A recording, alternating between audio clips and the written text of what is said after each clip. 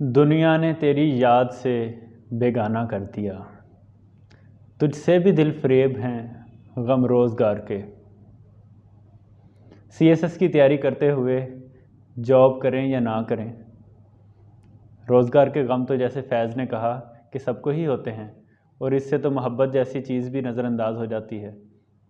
तो हम सीएसएस की तैयारी करते हुए क्या फ़ैसला करें? क्या हम जॉब छोड़ दें? अगर हम जॉब छोड़ दें तो फिर हमारी फैमिली या इकोनॉमी का क्या होगा? और अगर जॉब ना छोड़ें तो जॉब के साथ सीएसएस की तैयारी कैसे करें? इन सारे सवालों के जवाब हम आज की वीडियो में देंगे।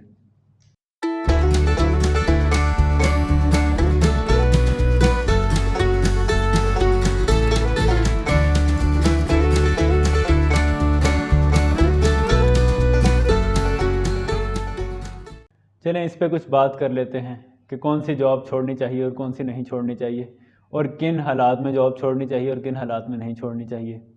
आप सब लोग जो वीडियो देख रहे हैं मुख्तलिफ बैकग्राउंड से ताल्लुक़ रखते हैं। कोई यूनिवर्सिटी से डिग्री लेकर फ़ारिग हुआ है और उसके वालिद साहब ने कहा है कि अगर तुम 2-3 साल लगाकर सीएसएस की तैयारी करके एग्ज़ाम दे दो तो मुझे कोई मसला नहीं है।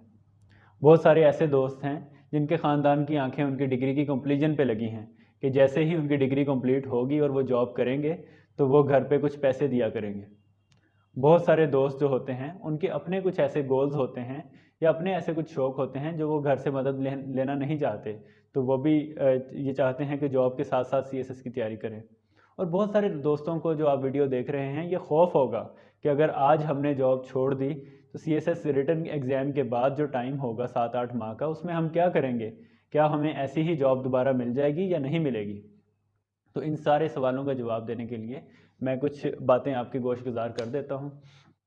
सबसे पहले तो बात यह है कि जहाँ तक फाइनेंशियल नीड की ज़रूरत है या आपको जॉब करने की इसलिए ज़रूरत है कि आपकी फैमिली आप पे डिपेंड करती है, तो जॉब कभी ना छोड़ें।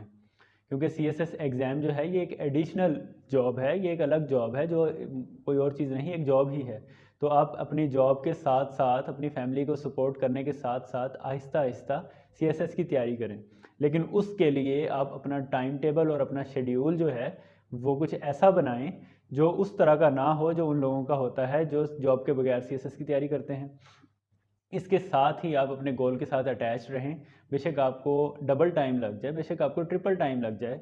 जॉब के अंदर और भी बहुत सारी परेशानियां होती हैं। आपके पास वर्कलोड कई दिनों में ज़्यादा आ जाता है, या आपका ऑफिस दूर हो जाता है घर से और आपको आने जाने में बहुत टाइम लग जाता है, या कोई ऐसे और मसाइल होते हैं जिससे आप पढ़ नहीं पाते। इसलिए आप जॉब के साथ साथ जब तैयारी करते हैं तो आपको काफ़ी मुश्किल होती है। लेकिन अगर आप जॉब छोड़े बगैर भी तैयारी करना चाहते हैं तो आप ये देख लीजिए कि आपका सेट डेट कौन सी होगी। लाजमी नहीं कि वो अपकमिंग एग्ज़ाम की ही डेट हो जिसमें आप इम्तहान दें या अगले साल की हो, लेकिन आप उस डेट को सोच लें। फ़र्ज़ करें मैं जॉब कर रहा हूँ और मैं ये सोचता हूँ कि मैं सन 2022 का भी नहीं, 2023 का भी नहीं, 2024 का एग्ज़ाम दूंगा, तो मैं उस हिसाब से एक टाइम टेबल बनाऊंगा। मैं इस तरह से टाइम टेबल बनाऊंगा कि वो मुझे हेल्प करे कि मैं जॉब के साथ साथ कैसे मैनेज करूं, और अगले 6 माह में मैं किस जगह पे खड़ा हूँगा, और जॉब से मुझे कितनी छुट्टियां मिल सकती हैं, और जॉब से मैं कैसे मैक्सिमाइज़ अपना बेनिफिट कर सकता हूँ, किन पॉकेट्स ऑफ टाइम में ज़्यादा पढ़ सकता हूँ। इसके बाद ये क्वेश्चन आ जाता है कि कौन सी जॉब छोड़ी जा सकती है और कौन सी जॉब नहीं छोड़ी जा सकती। अगर आप इस स्टेज पे हैं कि आप जॉब छोड़ भी सकते हैं, तो फिर मेरा मशवरा ये होगा कि अगर आपके पास कुछ ऐसी जॉब है जो दोबारा मिलना मुश्किल है, जैसे कोई गवर्नमेंट जॉब है, कोई गजटेड ऑफिसर हैं आप, या उससे भी कम 16, 15, 14 ग्रेड पे हैं, जो आपको हेल्प करेगी कि सस्टेन करने में, या वो एक ऐसी जॉब है जो बिल्कुल एक बहुत ज़्यादा बेनिफिट्स के साथ है, या गवर्नमेंट सेक्टर के अलावा भी प्राइवेट सेक्टर में कोई आपकी ऐसी जॉब है जो चांस मिलना मुश्किल है बाद में, तो आप फिर जॉब नहीं छोड़िएगा। लेकिन अगर आपका अल्टीमेटली ये गोल है कि आपने सीएसएस का एग्ज़ाम ही देना है, फिर आप प्राइवेट जॉब छोड़ भी सकते हैं। तो एक तो ये बात होगी कि आपने कुछ ऐसी जॉब्स जिनके बहुत ज़्यादा बेनिफिट्स हों वो आपको नहीं छोड़ने चाहिए और उसके साथ साथ तैयारी करनी चाहिए। लेकिन अगर आपको लगे कि वो जॉब आपको हिंडर कर रही है और आप बिल्कुल भी किसी तौर भी कोई टाइम टेबल बनाने से बना नहीं सकते, तो फिर आप जो है वो उस जॉब को ज़रूर छोड़िए। उसके बाद आप अपनी फैमिली की नीड्स और रिक्वायरमेंट्स भी देख लीजिए कि वो आपसे क्या चाहते हैं। उसके बाद जो है वो आप जॉब छोड़ने के बाद भी अपना एक टाइम टेबल बनाएं। पहले तो ये कोशिश करें कि जॉब से आपको किसी तरीके से छुट्टी मिल जाए, 3 माह की या 6 माह की छुट्टी मिल जाए जिसमें आप मैक्सिमम कोर्स कवर कर लें और उसके बाद फिर आप जॉब के साथ साथ चलते जाएं, या आखिरी 3 या 6 माह की एग्ज़ाम से पहले छुट्टी मिल जाए, या कोई इस तरह की कमिटमेंट हो कि आपको वहाँ दोबारा जॉब मिल सके, तो ये सबसे बेस्ट ऑप्शन रहेगी। अगर ये नहीं हो सकता और आपकी फैमिली भी आपको कह रही है कि आप जॉब छोड़ दें, तो आप जो है वो फिर ये देखिए कि जॉब छोड़ने के बाद आप क्या करेंगे और आप किस तरह से तैयारी करेंगे। ये ना हो कि आप जॉब छोड़ दें और उसके बाद फिर जो है वो आप परेशान हों कि मेरे पास तो जॉब भी नहीं है और कोई फ्यूचर भी नहीं है।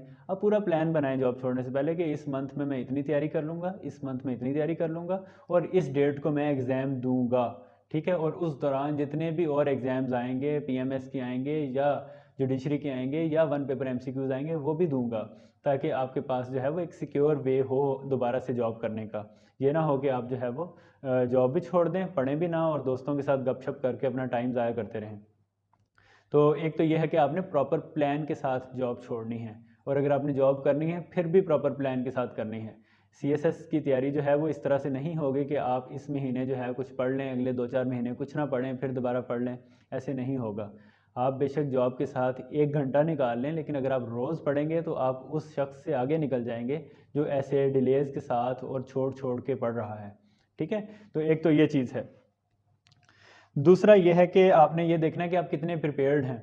अगर आपको ये लगता है कि जॉब छोड़ने के बाद भी बहुत सारी ऐसी चीज़ें हैं जो आपको करनी पड़ेंगी जो जॉब के साथ साथ भी हो सकती हैं, मिसाल के तौर पे न्यूज़पेपर पढ़ने की आदत, मिसाल के तौर पे अच्छे इंग्लिश चैनल्स, अच्छी इंग्लिश वीडियोस देखने की आदत, मिसाल के तौर पे क्रिटिकल थिंकिंग की आदत, मिसाल के तौर पे बुक रीडिंग की आदत, मिसाल के तौर पे स्पीड रीडिंग की आदत, ठीक है। इस तरह की आदतें अगर आपके अंदर नहीं हैं तो आप जॉब पे रहते हुए पहले ये आदतें डेवलप कर लें, उसके बाद फिर अपने आप को प्रिपेयर करके बिल्कुल जॉब छोड़ के फिर तैयारी शुरू करें। और ये कौन कौन सी चीज़ें हैं और क्यों ज़रूरी हैं, इसके लिए वीडियो का लिंक आपको शो हो रहा होगा, वो उस वीडियो में आप देख सकते हैं कि कौन कौन सी चीज़ें सीएसएस की तैयारी से पहले आपके लिए इंपॉर्टेंट होती हैं, ठीक है। एक तो ये फैक्टर हो गया कि आपने अपना ग्राउंड वर्क तैयार करने के बाद जॉब छोड़नी है। तीसरा ये है कि जॉब करते हुए अगर आप अपने टाइम को ज़रा एनालाइज करें और अपना देखें कि आप किस तरीके के साथ जो है वो लेके चल सकते हैं चीज़ों को। मिसाल के तौर पे फ़र्ज़ करें आप एक जगह पे 9 बजे पहुंचते हैं ऑफिस में, और आपको वहां जाने में घर से 1 घंटा लगता है, तो 1 घंटा आपका किस तरह के मोड ऑफ़ ट्रांसपोर्ट पे होता है। अगर तो वो कोई पीसफुल मोड ऑफ़ ट्रांसपोर्ट है, जैसे कोई बस है या कोई ट्रेन है, तो फिर आप इजीली जो है वो उस सफ़र को भी यूटिलाइज़ कर सकते हैं, ठीक है। उसके साथ साथ आप उसके अंदर उस टाइम पीरियड के अंदर जो है, जब आप कम्यूट कर रहे होंगे, 1 घंटा जाने का होगा 1 घंटा आने का, तो आप अच्छे अच्छे पॉडकास्ट सुन सकते हैं, आप अच्छी अच्छी वीडियोस देख सकते हैं मोबाइल पे, आप हैंड फ्रीज लगा के जो है वो इजीली अपनी बहुत सारी चीज़ें तैयार कर सकते हैं।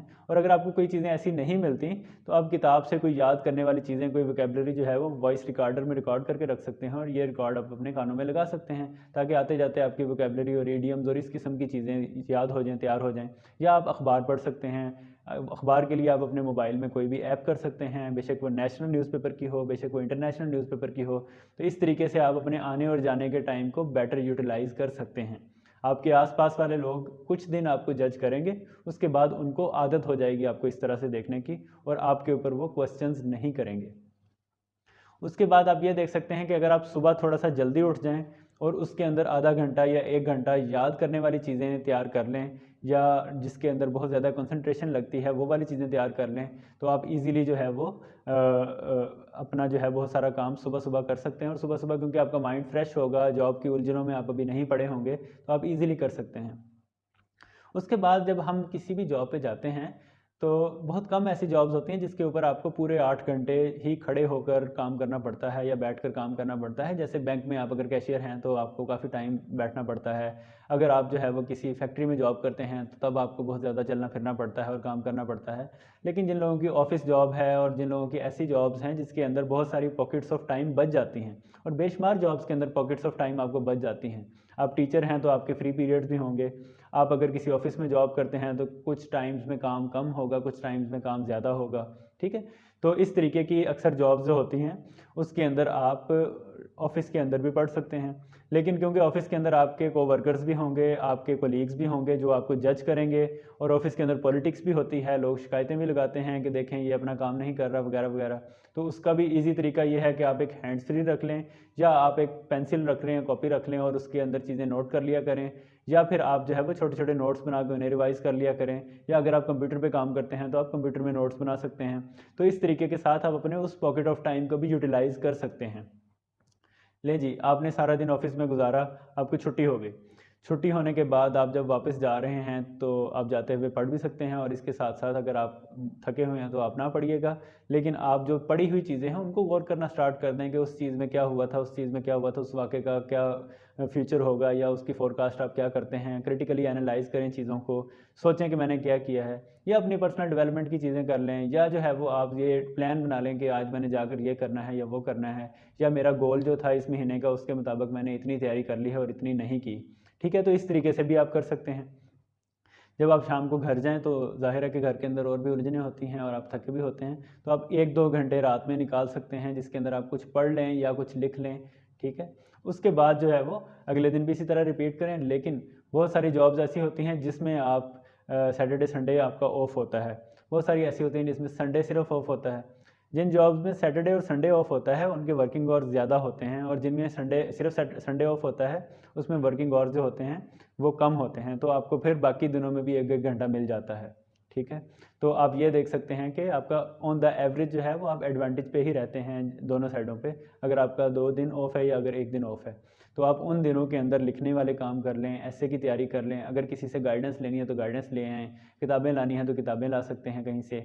ठीक है, तो चीज़ें ढूँढने वाली हैं वो आप ढूँढ सकते हैं। तो आप अपना पूरा मोड ऑफ लाइफ जो है वो आप इस तरीके से करने के बाद भी जॉब के साथ तैयारी कर सकते हैं। तो फिर आप नेचुरली ये क्वेश्चन पूछेंगे कि सर आपने क्या किया था? बिल्कुल, अगर मैं आपको गाइड कर रहा हूँ तो मुझे मेरी ये ज़िम्मेदारी है कि मैं आपको बताऊँ कि ये किस तरीके से मैंने जॉब के साथ तैयारी की थी या नहीं की थी। तो मेरा सिनेरियो कुछ ऐसा था कि मैंने हाफ़ टाइम जॉब के साथ तैयारी की थी, और फिर उसके बाद मैंने जॉब छोड़ दी थी जब मुझे लगा कि मैं तैयारी जॉब के साथ नहीं कर सकता और मेरे ऊपर कोई ऐसी ज़िम्मेदारियाँ नहीं थी कि मैं जॉब करना मेरे लिए ज़रूरी थी। तो जिस जिस टाइम के अंदर मैंने जॉब के साथ तैयारी की थी उसमें मैंने अपने आप को प्रिपेयर कर लिया था कि मैं क्या मेरी क्रिटिकल थिंकिंग सही है, क्या मेरी स्पीड रीडिंग सही है, क्या इंग्लिश बेहतर है, और जो याद करने वाली थोड़ी बहुत चीज़ें हैं, न्यूज़पेपर पढ़ने की आदत है, यूट्यूब के ऊपर अच्छी वीडियोस कौन सी हैं, कैसे नज़र आती हैं, थोड़ी थोड़ी जनरल साइंस एंड एबिलिटी के क्वेश्चंस, इस तरह की चीज़ें जो हैं वो मैंने जॉब पे रहते हुए ही कर ली थी। और ये जो अभी मैंने आपको थोड़ी देर पहले एक तरीकाकार बताया है, शेड्यूल बताया है, ये असल में मेरा शेड्यूल था कि मैं इस तरीके से काम करता था। और उन दिनों में मैं कम दोस्तों से मिलता था और कम लोगों के साथ जो है वो इंटरेक्ट करता था, और कोशिश करता था कि मैं ज़्यादा से ज़्यादा अपना काम जो है जॉब पे रहते हुए ही कर लूँ। ठीक है, तो इसलिए जो है मैं जो था वो इस तरह एक पूरे प्लान के साथ कि जून में मैंने ये करना है, जुलाई में ये करना है, अगस्त में ये करना है, और इस तरह से आगे आगे इस डेट पे मेरा कोर्स एक बार ख़त्म हो जाएगा, इतनी डेट्स में मैंने रिवाइज़ करना है। तो उन टाइम लाइन्स को मैंने मीट किया था, और वो इसी तरीके से मीट किया था कि मैं इन सारे फालतू टाइम को यूज़ करता था, यूटिलाइज़ करता था, और मेरा ख्याल था कि मैं जितनी जल्दी सीएसएस का एग्ज़ाम दे दूँ उतना ही बेहतर है। और हुआ भी यही कि मैंने 23 साल की उम्र में जो है वो सीएसएस का रिटन एग्ज़ाम दे दिया, और 25 साल की उम्र में मैं जो है वो सिविल सर्विसेज एकेडमी में पहुंच गया पहली अटैम्प्ट के बाद। और मैं अपने बैच में बहुत सारे लोगों से उम्र में छोटा था। ठीक है, बहुत कम लोग थे जो मुझसे भी उम्र में कम उम्र थे, शायद 5-10 लोग थे। तो उसका अल्टीमेटली आपको ये फ़ायदा होता है कि आप मज़ीद अपनी एनर्जीज़ को और चीज़ों में बाद में यूटिलाइज़ कर सकते हैं, एज़ कम्पेयर टू कि आप उसे डिले करते रहें, टाइम टेबल्स को मीट ना करें, अगले साल दूंगा, अगले साल दूंगा, अगले साल दूंगा। तो इस तरीके से फिर आप जो है वो पास तो कर लेते हैं, लेकिन आपका बहुत सारा टाइम भी ज़ाया हो चुका होता है। अच्छा, अब ये है कि अगर आप जॉब करते हैं और आप नहीं छोड़ सकते तो इस पे घबराइए ना, क्योंकि इसका आपको अल्टीमेटली फ़ायदा भी होगा। आपका एक्सपोज़र बहुत बेहतर हो जाएगा। आपको सीएसएस करने के बाद जॉब करने में आसानी होगी, जो सिविल सर्वेंट्स करते हैं। आपको जो है इंटरव्यू के अंदर बहुत ज़्यादा वेटेज दी जाएगी, और आपको कहा जाएगा कि एक ज़िम्मेदार आदमी है जिसने 3-4 साल जॉब की है, उसके साथ-साथ सीएसएस किया है, और अब ये इंटरव्यू के लिए आया है। तो उससे आपसे आपके फील्ड के क्वेश्चन पूछे जाएंगे जो आप जॉब करते थे, और आपको कंफर्ट में रखा जाएगा कि ये जो है ये ऑलरेडी एक एक्सपीरियंस्ड आदमी है, एज़ कम्पेयर टू एक यंगस्टर जो बिल्कुल बगैर जॉब के जो है वो अपीयर होता है इंटरव्यू में। तो उसको जो है थोड़ा सा ग्रिल किया जाता है उसका प्रेशर चेक करने के लिए कि वो प्रेशर को हैंडल कर सकता है या नहीं। ठीक है, और वो किस तरह के जवाब देता है। और ख़ुद मैंने नोट किया है कि बहुत सारे मेरे पीयर्स ने जिन्होंने जॉब नहीं की थी, उनके इंटरव्यूज़ की तैयारी के दौरान जो क्वेश्चंस के आंसर होते थे वो काफ़ी इमेच्योर होते थे, क्योंकि उन्होंने रियलिटी नहीं देखी थी, रियल लाइफ नहीं देखी थी, एक्सपीरियंस नहीं गेन किया था, इस वजह से। तो कंक्लूसिवली मैं यही कहूँगा कि आप जिस भी कंडीशन में हैं, आप इन सारे फैक्टर्स को जो मैंने आपको बताए हैं इनको सामने रखिए और उसके बाद जो है जॉब छोड़ने या ना छोड़ने का फ़ैसला कीजिए। जॉब छोड़नी है तब भी आपका शेड्यूल होना चाहिए, अगर आपने जॉब नहीं छोड़नी तब भी आपका शेड्यूल होना चाहिए, और आप जो है वो एक पॉजिटिव अप्रोच के साथ जो है वो तैयारी कीजिएगा। तो यहाँ एंड पे मैं हैदर अली आतिश का एक शेर याद कर रहा हूँ कि थकें जो पाँव तो चल सर के बल, न ठहर आतिश। थकें जो पाँव तो चल सर के बल, न ठहर आतिश। गुले मुराद है मंजिल में, खार राह में है। Thank you.